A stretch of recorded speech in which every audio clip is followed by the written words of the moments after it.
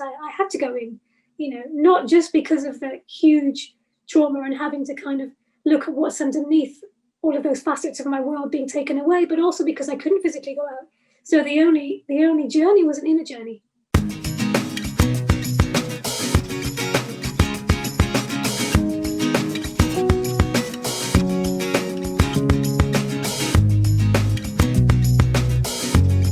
Today we're joined with Renu Arora, who is an actor, director and singer who's currently in London.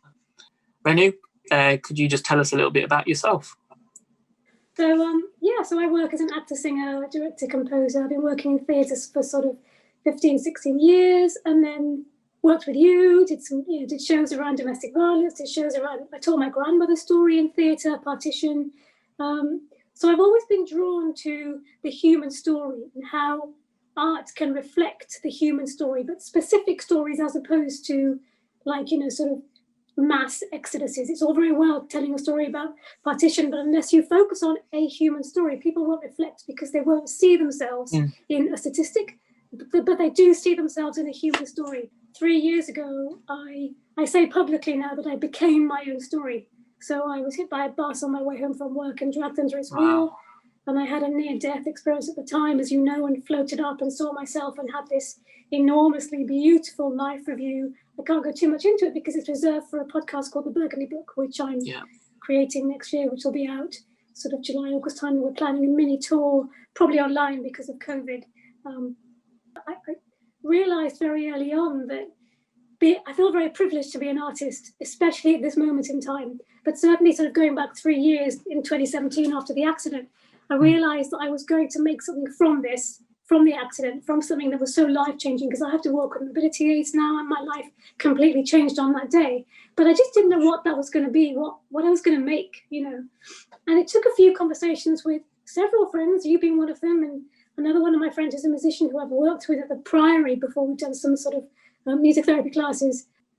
And he was talking to me sort of weekly because he also had an experience around the same time as me that was life-changing. And he said to me, so what are you going to make? With your body of experience, your body of work, you could make a show, you could make an album, you could make a podcast, you could write a book. And I went, oh, stop giving me all those choices. It's too much. I don't know. It's overwhelming. He said, I'm just trying to say that you've got all this experience. And I went, yeah, I know. But right now, I don't know what form it's going to take. I don't know who I am. I felt so lost after the accident. I had PTSD. It was just awful, just really, really awful. I just, my psyche felt like it just broke into little pieces, just like my leg and foot did.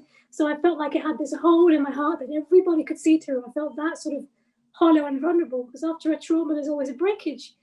When you were going through that really negative feeling that you described being broken after this horrific accident, what made you turn to music and what made you turn to creativity?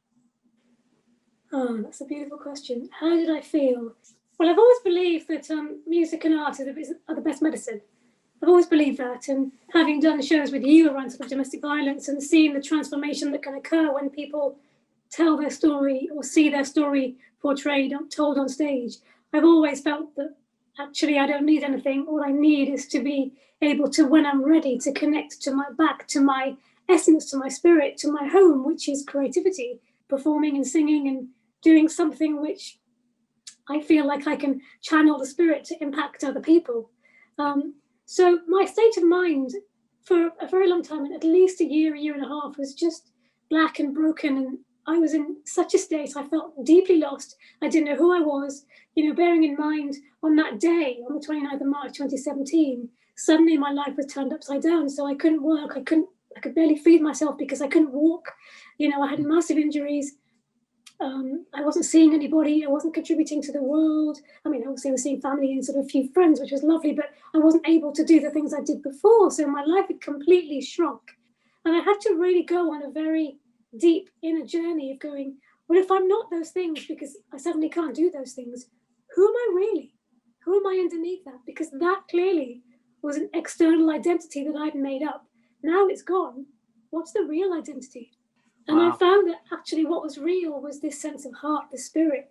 And it took a long time, but over time, what happened was that, so that hole that I mentioned, it felt like a tube tunnel, and I felt like the bus or a tube had driven a hole through my heart. And what I felt in my heart was a big black, empty, with no train, empty tube tunnel that everybody could see through. And over time, what started to happen as I began to go on this very deep and rather beautiful inner journey, I found that there was so much beauty in the pain because I was experiencing and I was feeling, and that felt much more real than numbing myself out. So the more I opened myself up to it, the more comfortable and the more at home and the more I sank into myself more and more and more. And very slowly and gradually over time, that hole, that black hole I began to access a sense of light that I felt during the NDE. You mentioned having things taken away from you without your choice. And I think that a lot of people have the same situation with the pandemic. So they're being told to stay indoors, especially in the creative industries. You can't go out, you can't collaborate, you can't perform.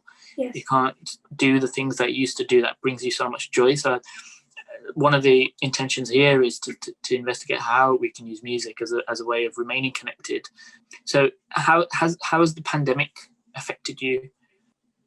For me, I suppose what the pandemic has done is it's given me my wings. Because in some ways it was a leveler, because when I was going through my sort of lockdown 3 years ago, nobody else was going through it. Now everybody's been going through it. So a lot of people have kind of said to me, oh my gosh, now I kind of get a very tiny glimpse into your world, to what you went through. And that's kind of why I wrote When the Curtain Came Down, which I think you're going to play at some point in the video, because I just thought to myself, there's a perspective here that I obviously hadn't needed to explore before because it wasn't the case before. That, in fact, a friend had said to me, you've got quite a unique perspective because you've had lockdown for 3 years. This was back in March, and we've had it for 3 weeks. And I thought, oh, that's really interesting. So he said, you can really speak about what it feels like to have every facet of your world close in a single moment beyond your control. Whereas we're kind of getting to that point now and having to kind of reassess who we are, what we do. But the difference is we'll go back to a sense of normal, but you obviously won't because your mobility's changed. And I went, yeah, well, that's really interesting. So I can create a series of, a pandemic, a trilogy of pieces that reflects upon that, drawing on the parallels of both the accident and the pandemic, so people can see themselves within. So I think that's a good point to play the track, and then we'll have a chat about it after we've heard it, if that's okay. 3 years ago today, the curtain came down on my old life. 3 years ago today, everything changed. On March 29th, 2017, I was hit by a bus and dragged under the wheel. My foot was crushed. And in those early weeks, as my shot-through brain tried to fold itself around what had happened, I wouldn't yet know that this chapter would reach far into time and would write its way into the rest of my life. In a single moment, I had found myself deeply isolated, barely able to travel, barely able to work, and barely able to see anyone. Piece by piece, the picture began disintegrating, and all that I held true fell away. I could no longer relate to the world in the same way. I could no longer relate to myself in the same way. I was lost. When travelling on the outside is not possible, the only roads lead inwards, and so I began finding new doors to open and new rooms to explore. The journeys through the rooms of my heart and the windows of my spirit ignited my vision with flickers of hope. I was beginning to open my eyes. I found a truth I'd never before glimpsed, the truth of connection. Right, so tell me about that. Where did that come from? The anniversary of the accident was in March of this year, 29th of March. And I wanted to do something because this year, compared to the last two, I'm in a very different space. I'm in a very creative space. And, the first one, obviously, I was an absolute mess and broken and metaphorically on the floor. The second one, I was kind of in a bit more of a more resilient, more, I don't want to say strong because I believe there's strength in vulnerability. So I was in just a bit more settled space on the second one. It was during the conversation that I mentioned before with my friend, where I was just saying to him, I don't know what to do for the anniversary. I've got to mark it in some way. I want to make it creative. And he's the one that, a friend of mine said to me, well, you have this unique perspective because you've got 3 years of lockdown kind of on us, as it were. We've got a few weeks. So you've got a very interesting perspective there. And he said, I'd like to listen to a track about that because I don't I don't know what to do, and I'd like to hear your perspective on it, because you've had a huge amount of time to adjust, and you know what it's like to have to go in because you can't go out. And I went, yeah, I did. I had to go in, not just because of the huge trauma and having to kind of look at what's underneath all of those facets of my world being taken away, but also because I couldn't physically go out. So the only journey was an inner journey. Taking that beautiful writing from inside you to out and creatively expressing it in this beautiful track, was there like a penny drop moment when that happened, or was it just something that fit? I was writing before that, because I was in the middle of writing the Burgandy Book series of podcasts before lockdown anyway. So that moment didn't happen in March. It happened sort of far before that, sort of late last year, when I started to get on my computer and spoke to another friend, and he'd given me some really good advice. He said, just because I felt blocked and just not in the space to create or write for a very long time after the accident, but I knew the time would come where I would be able to. And he said, just give yourself 5 minutes at your computer, just 5 minutes, and if all you do is write your name, that's enough. No pressure whatsoever. And I kind of thought, well, I can do that, so I did. And having no pressure meant that within a week the Burgundy Book was born, in the sense that I had the idea, I had the concept, I had the format, and I had episode 1 within a week, because I knew that something was there, something was bursting to come out from the accident and the NDE and the post-trauma journey, but I just didn't know what it was. And allowing that pressure to come off just allowed me to go, and just allowed me to start to pour this, the insights that I'd learned from the experience onto the screen, onto the page, as it were.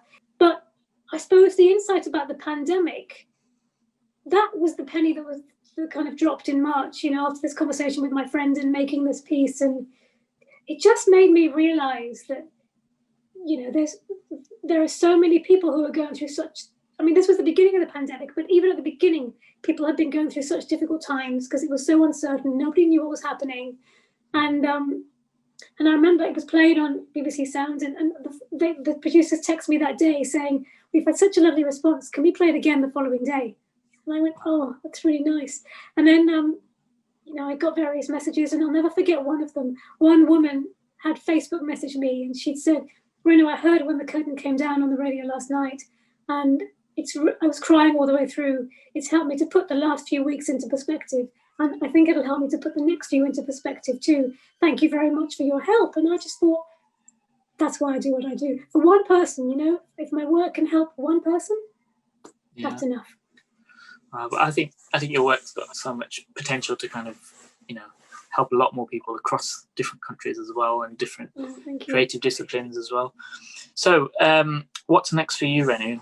What's in the future? So the Burgundy Book is my biggest project that's going to be happening next year. So that had to be put on hold because of COVID. So we are at the moment securing partners for the tour. We've got sort of 4 or 5 in place at the moment, which is really lovely. And so that will resume in sort of early 2021. So we're thinking the first week of February that will resume. It'll take us the next 2 months to put everything in place. Once that's in place, that work will resume. We've got a fabulous team working on it, many of whom you know, and yourself too, hopefully. And then we'll launch it in August, and then we'll tour it sort of for the next month after that.